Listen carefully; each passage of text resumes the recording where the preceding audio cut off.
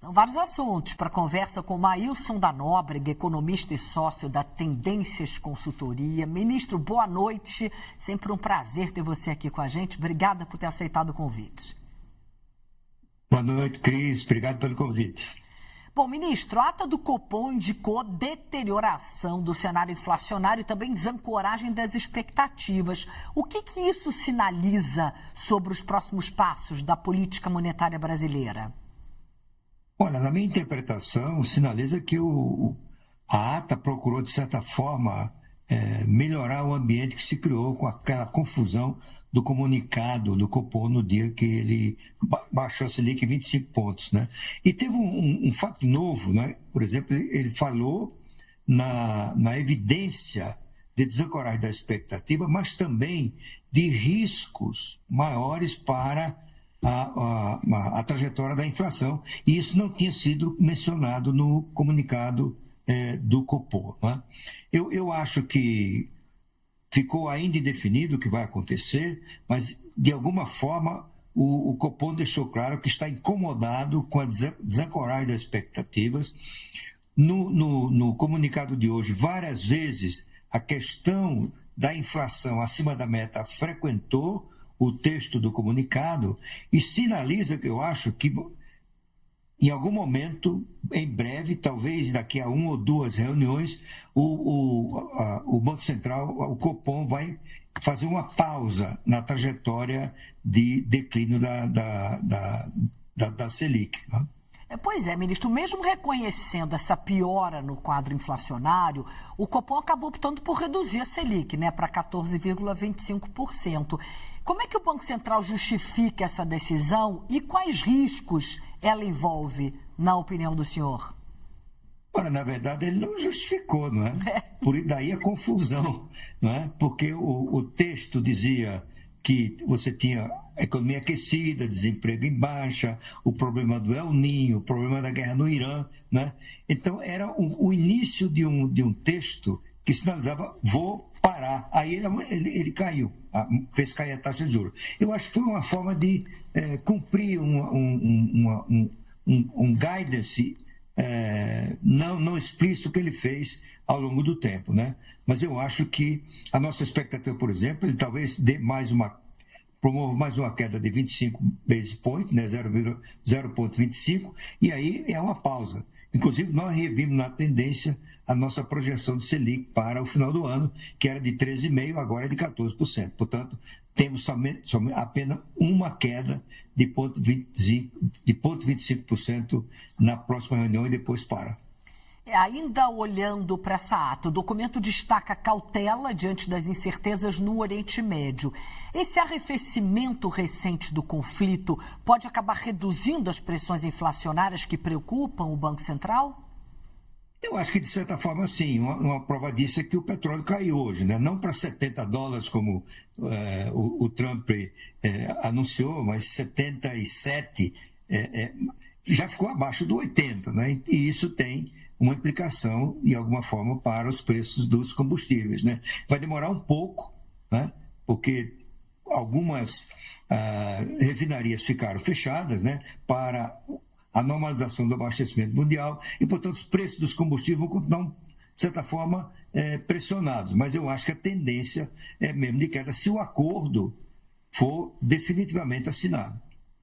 Até que ponto esse comportamento do petróleo continua sendo a principal variável externa para a trajetória da inflação brasileira nos próximos meses, ministro? Cris, porque o petróleo influencia tudo, né? O petróleo não é apenas aquele que a gente consome no dia a dia, né?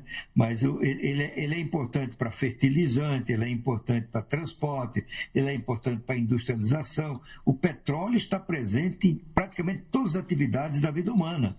E, portanto, uma alta do preço do petróleo em si, não é só o aumento em si do petróleo, mas é de seus efeitos na vasta cadeia de atividades de que participa o petróleo.